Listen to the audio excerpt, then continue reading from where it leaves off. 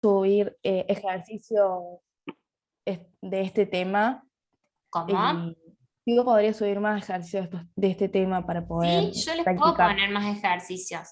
Eh, Me puedo fijar si tengo la guía de ejercicio que usaba yo en mi facultad, seleccionándoles un poco, como hice con los otros ejercicios que le había puesto adicionales. Eh, Porque en realidad nosotros, la parte de reactivo limitante, ya nos hacían sacar todo también lo que era rendimiento de reacción y todo junto en un mismo problema. Entonces quiero como que no los confunda los ejercicios que les dé. Pero sí me puedo fijar y les puedo sumar un poco más de ejercicio. No se hagan drama que si todavía no terminé de ver los ejercicios de estequiometría porque quería ver ahora cómo estaban, porque no es fácil estudiar un tema con una clase nomás y todo lo de, digamos, y los videos. Entonces quería ver cómo estaban sus dudas o cómo estaban más o menos lo que habían entendido y lo que no, para justamente en base a eso, reactivo limitante, después del parcial vamos a ver, vamos a ir al laboratorio. Entonces ahí lo vamos a volver a ver. Y después del laboratorio, seguramente, o sea, después de la práctica que hagamos en el laboratorio, nos va a quedar un tiempo. Entonces mi idea era volverlo a ver a esta parte, sobre todo, el reactivo limitante, que yo sé que es el más complicado. ¿Por qué? Porque ya no es la relación estequiométrica que tenemos del balanceo de la ecuación, sino que ya empiezan a jugar otras relaciones. Entonces, lo vamos a ver un poco más. Yo en el parcial les voy a poner seguramente un ejercicio, pero voy a buscar que sea el ejercicio más fácil y que sea muy fácil de entender o de darse cuenta de cómo es el reactivo limitante, porque la idea es que lo practiquen, que lo sigan practicando ahora, que intenten resolverlo en la evaluación, pero lo vamos a seguir viendo porque yo sé que no es algo que les va a salir de la nada, y menos explicado con los tiempos que teníamos para explicarlo. ¿Mm? Así que bueno, les retomo lo que les estaba explicando con la ecuación esa, a ver si por ahí lo pueden terminar de entender, y si no, bueno, no se preocupen que lo vamos a ir practicando. Y en algún momento de tanta práctica lo van a terminar de razonar. Pero bueno, la cuestión sería, por ejemplo, en esta ecuación que yo les mostraba, que las relaciones estequiométricas es un mol de ácido reaccionan con 2 moles de hidróxido, me forman un mol de la sal más 2 moles de agua. ¿Qué, esa es la relación de la ecuación balanceada. ¿Qué pasa con el reactivo limitante? Si yo en vez de poner 2 moles del hidróxido pusiera a reaccionar un solo mol del hidróxido, por esta misma relación que ya está establecida de la ecuación, yo tendría que me va a reaccionar solamente medio mol del ácido y me va a formar medio mol de la sal y un mol de agua. ¿Por qué? Porque yo no estoy cumpliendo la relación estequiométrica de base que tiene este ejercicio o esta ecuación. Entonces, al no cumplirla, los reactivos van a empezar a formar el producto que deberían formar, pero en algún momento se consume la totalidad de uno de los reactivos y me queda todavía reactivo en exceso, reactivo que no reaccionó. Entonces, por eso se dice que el que yo puse de menos o no lo puse en la relación estequiométrica que tenía que ponerlo es el reactivo limitante. ¿Qué, ¿Qué es lo otro que se puede llegar a plantear? En vez de planteárselo directamente con los moles, que por ahí es más fácil de darse cuenta teniendo las relaciones con los moles, es lo que está resuelto en la filmina que le mostraba hace un rato, o en el PowerPoint que le mostraba hace un rato. Que en realidad te pongan los gramos. Entonces, si a vos te ponen que yo voy a poner a reaccionar 40 gramos del ácido con 80 gramos de hidróxido, vos así decís 40, 80, ah, no, seguro sí, porque es 1, 2. No, ¿por qué? Porque yo tengo que pasar primero esa masa a la cantidad de moles que tengo reaccionando. Y ahí recién voy a ver si la relación estequiométrica es 1, 2. por más que en masa yo tenga el doble, entonces ya vos empezás a pensar, capaz que sí. Ojo ahí. Siempre pasa en los moles, y siempre fíjense si en moles se cumple la misma reacción. Si no se cumple la misma relación estequiométrica, ahí es en donde tienen que empezar a ver cuál está en menor proporción. A ver, si yo vuelvo a lo que les mostraba en la explicación. Acá la reacción, sí, acá tengo los moles. Acá la reacción es 1-1. Un mol de zinc me reacciona con un mol de ácido. Pero en realidad el problema me está diciendo de que yo no tengo un mol, tengo 0,11 mol de zinc y 0,41 mol de ácido. Acá, ya a simple vista, yo ya sé que no están en la relación estequiométrica que tendrían que estar, que es 1-1. Entonces, ¿cuál de los dos va a ser el que se va a consumir completamente? El que está en menor proporción. La reacción sí se va a dar, la formación de productos sí se va a dar, pero me va a quedar un exceso de molaridad del ácido. ¿Por qué? Porque yo lo puse a reaccionar más de lo que necesitaban para formar el producto. Si yo en vez de haber puesto 0,41 mol del ácido, hubiese puesto 0,11 mol del ácido, ahí de nuevo la relación es 1-1 y se forma el reactivo, el producto. Entonces no me queda nada de reactivo en exceso. Eso un poco es lo que se plantea cuando se plantea el reactivo limitante. ¿Por qué se plantea así? Porque muchas veces en química esto tiene mucho que ver con el tema de la relación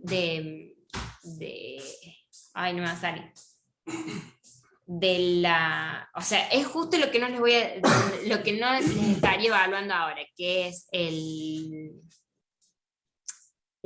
rendimiento de la reacción. Ahí está. El rendimiento de la reacción muchas veces son bajas los rendimientos de reacciones. Entonces, ¿qué es lo que se hace cuando el rendimiento de reacción son bajos? Ya se tiene como estudiado cuál de los dos reactivos hay que poner en exceso para que el rendimiento de la reacción me dé a lo que yo quería de producto.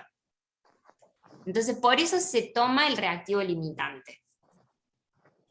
Igual cuando lo veamos en el laboratorio, en la práctica, en el laboratorio, vamos a volver a verlo y ahí ustedes lo van a ver físicamente lo que pasa, porque justamente está planteado para que primero uno de los reactantes sea el reactivo limitante, después el otro de los reactantes sea el reactivo limitante. Entonces van a ver que en realidad la formación de producto está y se forma, nada más que siempre va a quedar en exceso uno de los dos reactivos porque no están en la relación que deberían estar. No sé si con esto Fede y Maribel, que eran por ahí las que me lo habían planteado, lo terminaron de encuadrar y entender. Después en la práctica de los ejercicios es probable que les termine de cerrar mejor. Profe, ese Sí. 0,11, ¿de dónde sale? Ese 0,11 salía de hacer esta relación. Como resolvimos el ejercicio estequiométrico de la primera parte, yo tengo en el problema 7 gramos de zinc, pero en realidad el valor de gramo mol que tendría que tener para tener un mol de zinc es 65,4. ¿Se acuerdan que acá les había dicho que había hecho un error? Había copiado mal, era 65,4. ¿Qué es ese 65,4? ¿De dónde viene? De la masa molar. ¿De dónde viene la masa molar? Del peso molecular. Del peso atómico, digo. Del elemento. ¿Entienden? Esta forma acá en la que está expresado gramo mol, que sería gramo por mol a la menos 1, es lo mismo que poner gramo dividido mol. Muchas veces cuando tenemos para escribir en una sola línea, generalmente hacemos esa abreviación de lo que va en la división, lo ponemos como menos 1. Pero no se preocupen que no se los voy a poner así porque yo sé que los va a confundir eso. Lo puse sin darme cuenta. Lo venía escribiendo y lo puse sin darme cuenta. Pero ahora me estoy dando cuenta de esos dos errores, de que les copié mal el redondeo del zinc y de que puse una unidad que ustedes capaz se marean un poco. Perdón. Bueno, Moni, ¿entendiste de dónde decía que venía? Ahí la masa, ¿sí? Sí, es el número que sale de un mol sobre los 65 sería como 4. Claro. ¿Qué pasa? En el problema, en lo que planteé el problema, yo ya sé que no pongo a reaccionar un mol, sino que pongo a reaccionar 7 gramos. Siete. Entonces yo tengo que averiguar, haciendo una comparación, si yo sé que un mol pesa 65 gramos de zinc, 7 gramos, ¿cuánto representaría? Podés hacer la división, podés hacer la regla de 3. Eso te va a dar 0,107 mol, que yo ahí lo terminé redondeando a 0,11. ¿Ahí se entendió? Sí, sí. Bueno. Eso en el caso del zinc, que en el zinc ya vimos que era un elemento solo. Cuando tengo moléculas, lo que tengo que hacer es el otro paso, es identificar los elementos, ver la atomicidad que tienen cada uno de los elementos y sumar las masas atómicas de cada uno de los elementos. Acuérdense que en el caso, por ejemplo, del ácido sulfúrico, la masa del hidrógeno va a ir multiplicada por 2, la del azufre se suma sola, y la del oxígeno va la masa del oxígeno atómica multiplicada por 4, y todo eso se suma y me da 98 gramos. En realidad me da 98 UMA, que serían 98 gramos mol.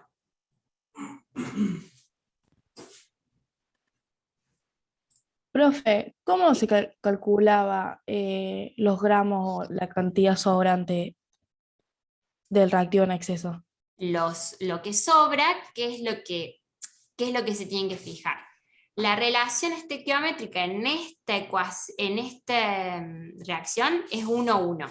Entonces, si yo sé que tengo 0,11 mol de zinc, que va a ser mi reactivo limitante, de ácido solamente me va a reaccionar 0,11. Entonces lo que hacen es directamente hacer la resta. Si yo en el problema tenía 0,408, o como lo tengo yo redondeado, 0,41, le restan lo que sí reacciona con el zinc y te da la cantidad de moles que no reaccionen ni que van a quedar en esa reacción dando vuelta. Ese reactivo en exceso, que vos lo calculaste en mol, con la misma relación de la masa molar del ácido, lo pasas a gramos. ¿Ahí se entendió? ¿De dónde salió el 0,107? Vos acordate que acá la reacción es un mol de zinc reacciona con un mol de ácido. Entonces, cuando yo saco en realidad, en este problema, que son 7 gramos de zinc que pongo a reaccionar, ¿cuántos moles son? Me quedaba que era 0,11 mol de zinc, que era el reactivo limitante. Sí, se entendiste redondeado. Sí, El mismo número. ahí está. Bueno. ¿Entendieron todos? ¿Hasta ahí, más o menos? Sí, profe. ¿Sí? Bueno. ¿Hay algo más que les haya quedado para preguntarme, que no entiendan, que quieren que veamos?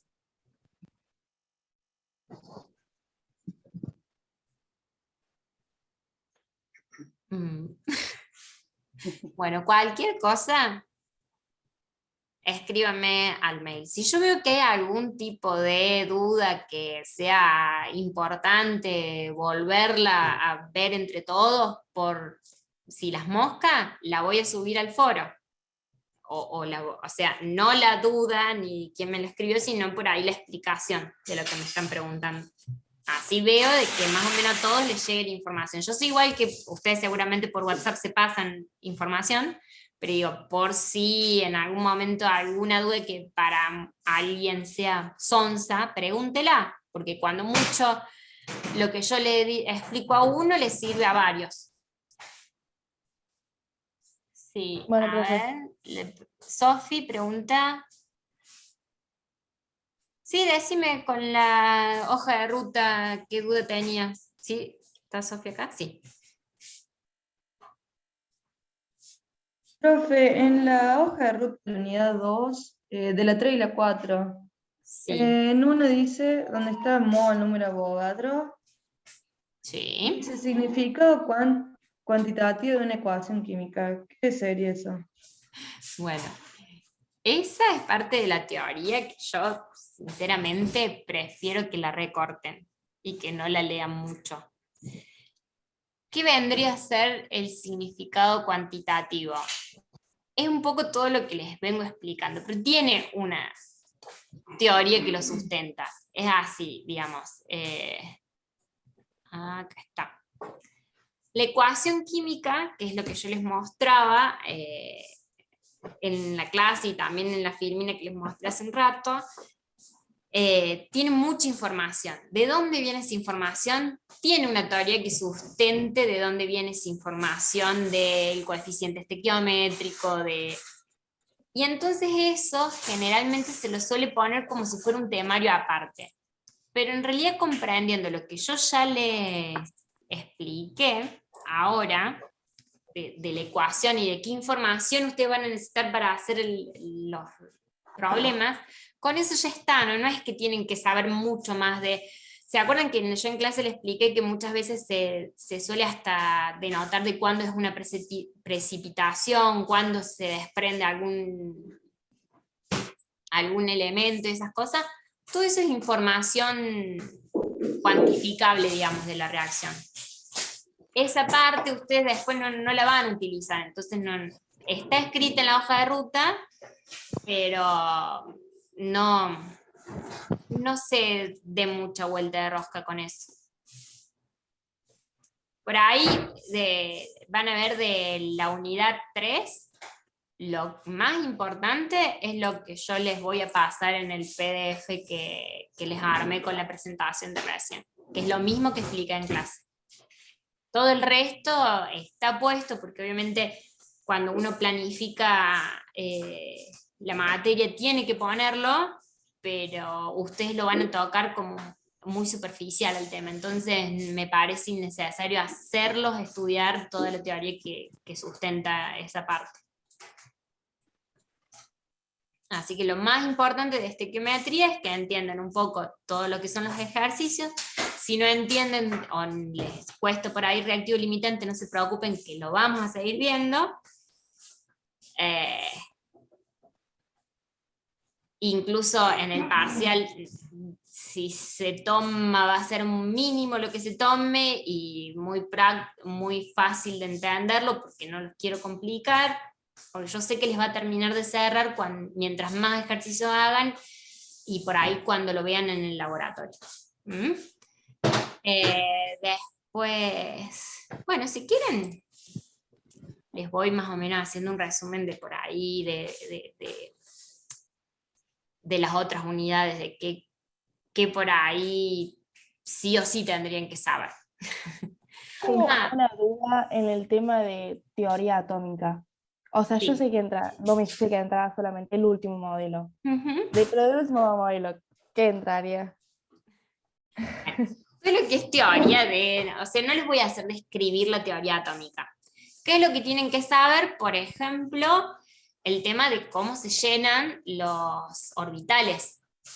¿En qué sentido cómo se llenan? En el orden en el que se van llenando. ¿Por qué? Por ahí les pido que sepan eso. Porque es la información que ustedes también van a tener en la tabla.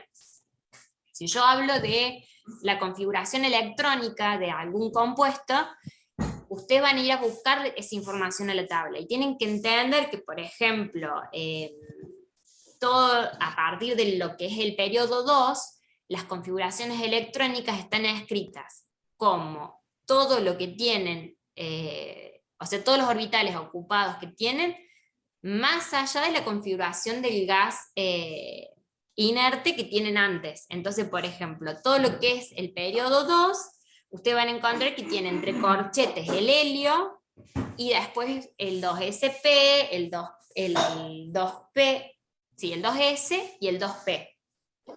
¿Qué es lo que quiere decir ese corchete? Lo tienen que entender y lo tienen que saber. de la teoría atómica también se desprende la parte de por qué los elementos tienden a completar el octeto, que yo alguna vez les había explicado, sobre todo cuando veíamos la estructura de Lewis. ¿Por qué tienden a completar el octeto? Porque el octeto les lleva la configuración más similar al gas inerte, y el gas inerte es lo más estable químicamente. Entonces, de la teoría es más la aplicación de esa teoría atómica.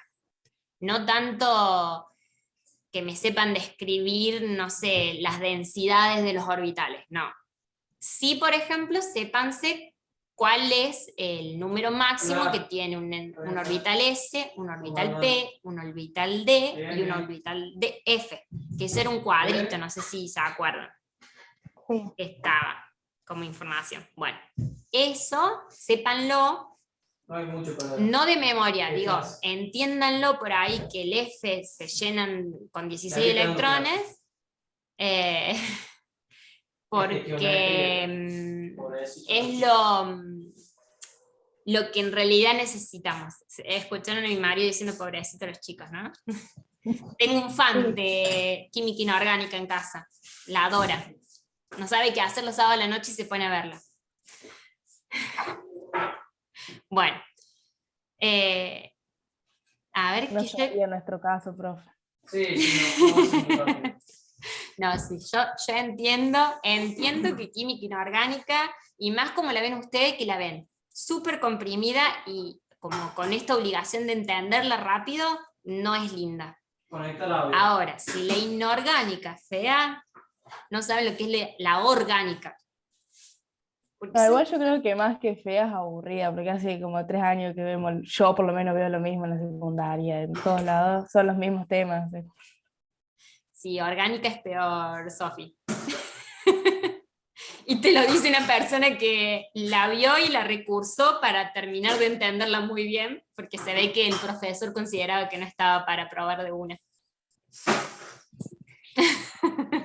Ahora ya pasó, ya las tengo todas aprobadas, ya no me da más taquicardia cuando tengo que ir a rendirlas, pero en su momento era así, chicos.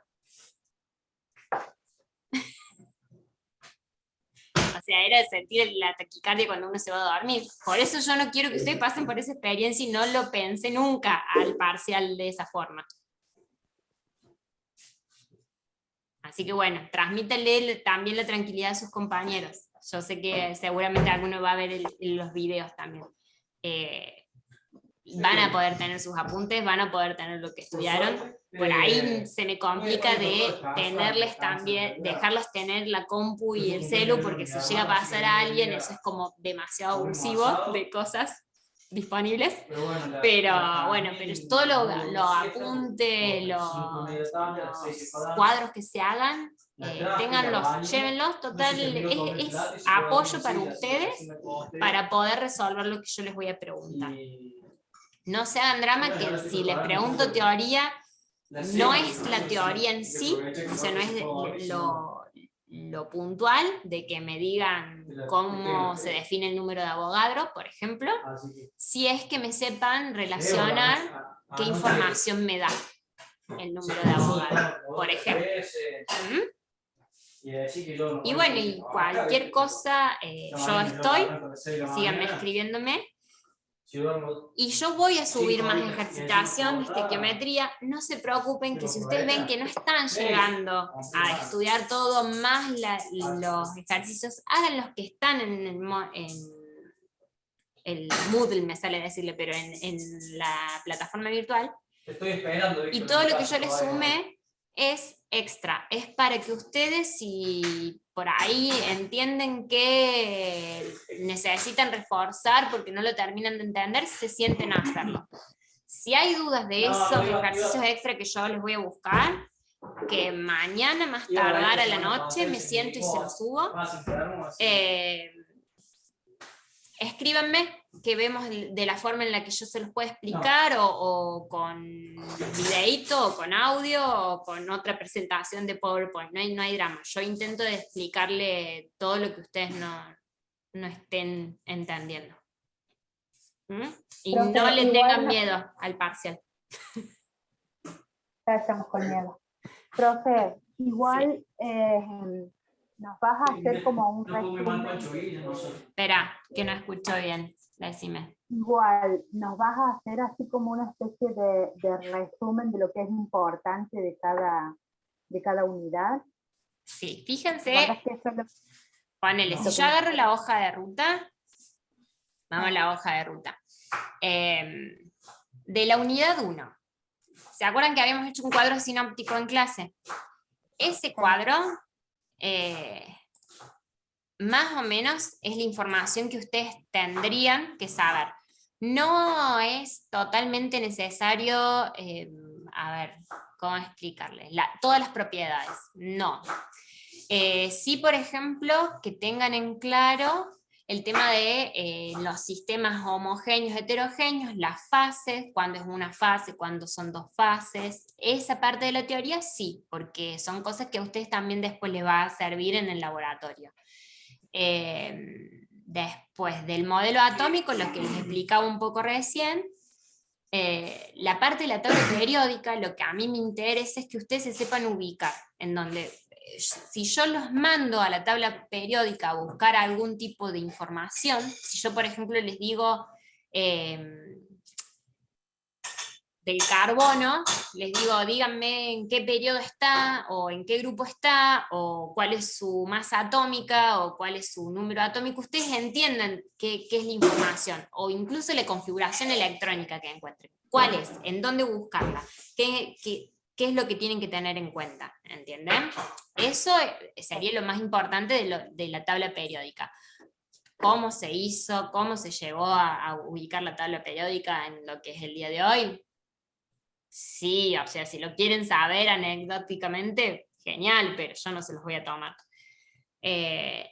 A ver, ¿qué más? De los orbitales, bueno, lo que les explicaba recién, que entiendan un poco que estos 4 orbitales, que los números de los periodos también tienen que ver con la cantidad de orbitales que van a ir apareciendo. Entonces, por ejemplo, en el periodo 1 tienen un solo orbital que coincide con el S, en el periodo 2 van a tener 2 orbitales, que ya es el S y se le suma el P, en el 3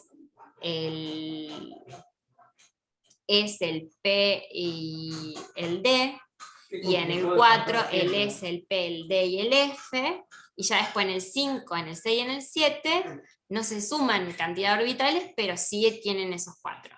Digamos. Esa parte de que ustedes entiendan a cómo se llega, no la cantidad. ¿Se acuerdan del grafiquito que estaba en una de las tablas de resolución de problemas, en una de las guías de resolución de problemas? Que decía en el orden en el que se escriben, eso también. ¿Por qué? Porque hace a lo que es la información de la configuración electrónica. ¿Por qué van en ese orden? No se los voy a tomar. Saberlo los va a ayudar a ustedes a razonar de por qué uno lo escribe en ese orden. Pero no es algo que yo les podría evaluar, porque yo tengo también que acotar lo que les voy a evaluar, porque no puedo evaluarle todo el temario. Desde ya le digo que esa parte no se las voy a llevar. Después, eso, una de sus compañeras me preguntó en un momento que no se daban cuenta en la formación de un hidróxido, por ejemplo, por qué se formaba el agua. Cuando yo les contaba un poco del compuesto, siempre les hablaba y les hacía como, recalcaba bastante, de que los compuestos es un anión y un catión. Cuando ustedes tienen la reacción de formación, ustedes tienen un óxido que se le suma agua. El agua, que uno está como muy acostumbrado a poner en las reacciones, también está formado por un anión y un catión. ¿Cuál es el anión? El anión es el grupo oxidrilo y el catión es el hidrógeno. Entonces, cuando yo planteo lo que se formó con un óxido más agua, ¿qué pasa? Si ustedes hacen la relación, no quiero buscarles una reacción porque voy a tardar minutos que ya se nos está terminando de nuevo este Zoom. Si ustedes tienen el óxido se va a partir en catión y anión.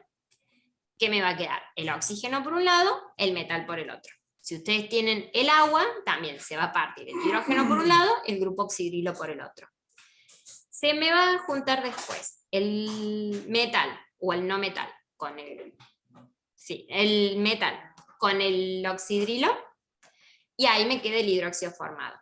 Pero después me queda, va paseando por ahí, un oxígeno y un hidrógeno. Ese oxígeno y ese hidrógeno combinan y se forman esa agua del reactivo, del producto. ¿Entienden? Por más que ustedes cuando planteen la reacción digan, pero no me queda, o sea, tengo 3 hidrógenos en un lado, ¿cómo es que forman el agua? Porque para eso se balancea la ecuación después. Una cosa es plantear el producto que se va a formar, otra cosa es balancearla. Tengan siempre en cuenta que eso, que en la formación de cualquier compuesto siempre está en juego un anión y un catión, que se combinan. Entonces, si de un lado los reactivos se dividen en anión y catión, se vuelven a combinar en anión y catión, ese anión y ese catión que quedaron dando vuelta, a veces también se pueden combinar, otras veces quedan sueltos, otras veces forma uno, se desprende tipo gas, y algunos forman un precipitado. Pero siempre esos aniones y cationes que se dividieron, se van a volver a unir. ¿Entienden más o menos esa explicación? ¿O me mambié mucho?